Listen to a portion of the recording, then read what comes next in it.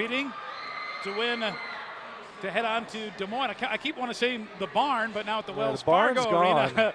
Yeah, their start districts will happen next week, I believe, next Saturday.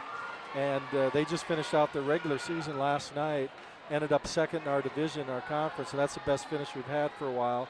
I think their dual record is something like 21-5, and it's a bit of a surprise of how well they've done this year. And they beat some highly rated team, number 1 rated Iowa City West at the time, a highly rated Lewis Central team, and now we're rated in the top 10. So they're putting it all together at the right time. And how many would the Tigers realistically hope to advance to the state tournament? For wrestlers? Yes. Boy, Coach Llewellyn's over there. You should ask him. But I think they're hoping for 6-7 wrestlers, 8. You never know. Well, this first half of basketball, I think the crowd a little bit surprised by Tigers with this 16-point lead and kind of expecting another barn burner. It just hasn't developed that way. The Tigers really playing very well. Yeah.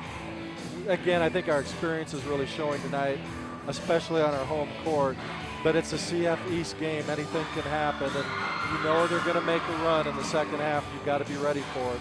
Well, Gary Coonan, we appreciate you joining us here at halftime. And I guess what else is coming up on the agenda here? You talked about the maybe some of the non-athletic events coming up. Well, I know the jazz band, they're in full swing right now. They're gearing up for a lot of contests. That's a big thing for them. Our individual speech contest, that's occurring, if it's not this weekend, the following weekend. And we have a big spring play production that's coming up the first part of March, I believe, that first weekend. So a lot of activities from the winter events are kind of ending end of February, early March. Yeah, it's kind of amazing how many young men and women are involved in extracurricular activities here at Cedar Falls High School. That's the key right there, is get the kids out for activities. The participation numbers have always been great in all the activities, and that's the key to having a great student body like we've got. And a lot of these people participate in multiple activities this time of the year. They kind of are running around, these athletes that compete in events as well. You get worn down a little bit at the end of the winter season, but again, we encourage that too, to be involved in more than just one activity.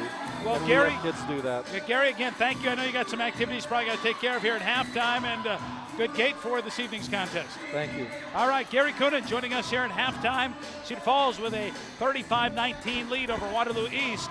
Matt and I will return with more here from Cedar Falls High School right after this. You're enjoying high school basketball on Cedar Falls Community Television.